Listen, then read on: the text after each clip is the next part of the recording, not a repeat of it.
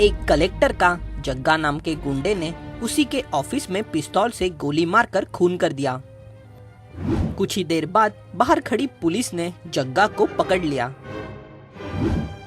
हैरानी की बात यह है कि जग्गा के पास कोई पिस्तौल नहीं मिली। पूरे ऑफिस के केबिन में तलाशी लेने के बाद भी कोई पिस्तौल हाथ नहीं लगी। जग्गा को सजा दिलाने के लिए मर्डर वेपन का मिलना बहुत जरूरी था। कहाँ छुपाई है तुमने गन? कहीं भी मिल क्यों नहीं रही है? तुम्हें यहाँ मर्डर वेपन कभी नहीं मिलेगा और फिर मुझे सजा नहीं होगी। इसलिए आखिर क्राइम सीन पर छानबीन करने के लिए डिटेक्टिव सीड को बुला लिया। ऑफिस के केबिन में कोई खिड़की नहीं थी जहां से वो हथियार बाहर फेंक सके। ना हथियार जग्गा के पास मिला, ना ही पूरे कमरे में।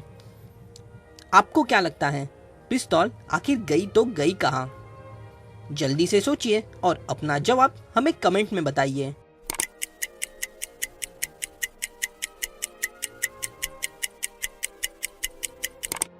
ऑफिस के कमरे में एक विंडो एसी है। ध्यान से देखने पर पता चलता है कि ये विंडो एसी उल्टा लगाया गया है। जग्गा ने विंडो एसी उतारकर कलेक्टर को गोली मार दी और फिर पुलिस आने से पहले पिस्तौल वहां से बाहर फेंककर विंडो एसी लगा दिया। लेकिन जल्दबाजी में उसने गलती कर दी। उसने ये एसी उल्टा लगा दिया।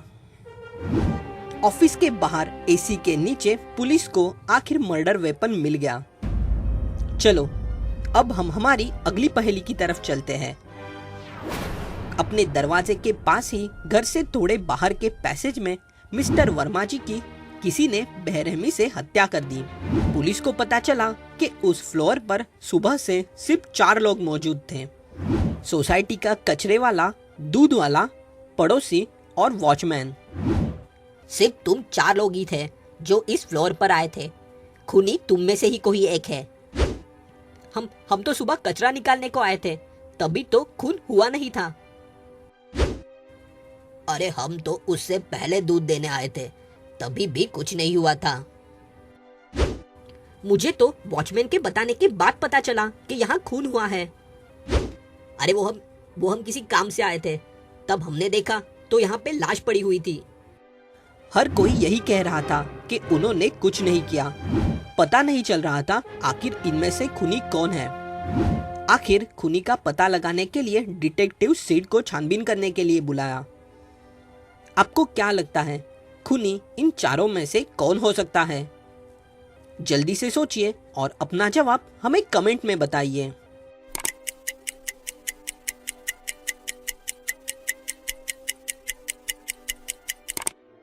मिस्टर वर्मा जी को पैसेज में बड़े बेरहमी से मारा गया है।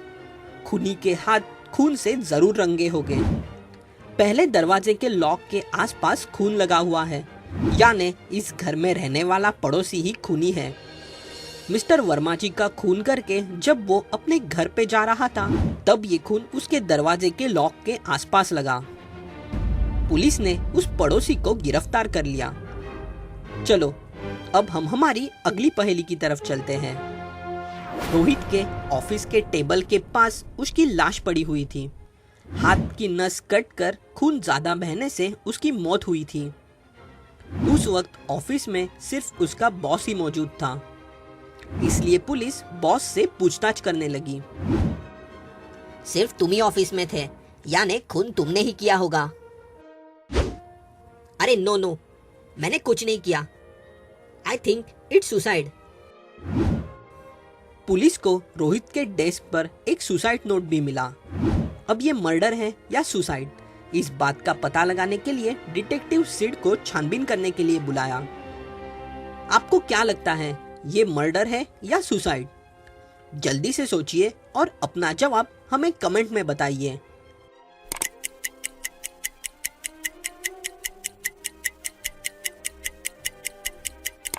रोहित के डेस्क का माउस लेफ्ट की तरफ है, हालांकि सबका माउस राइट की तरफ होता है, यानी जरूर रोहित लेफ्टी होगा।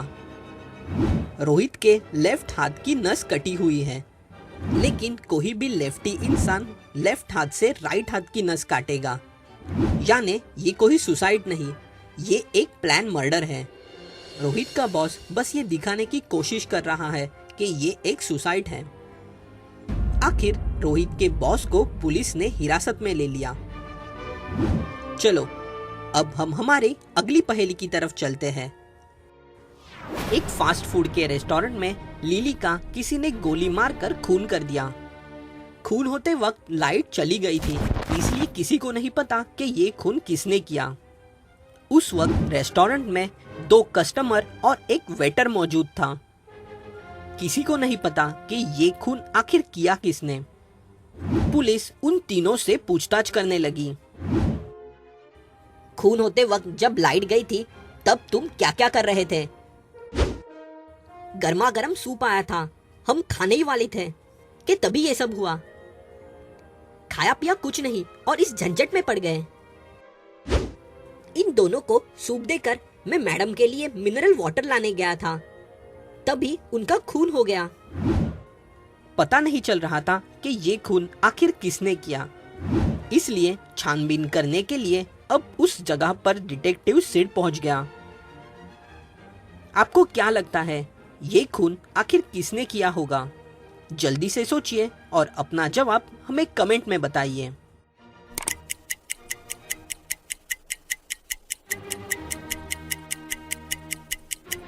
ध्यान से लिली के प्लेट को देखिए, वो पिज्जा खाने वाली थी।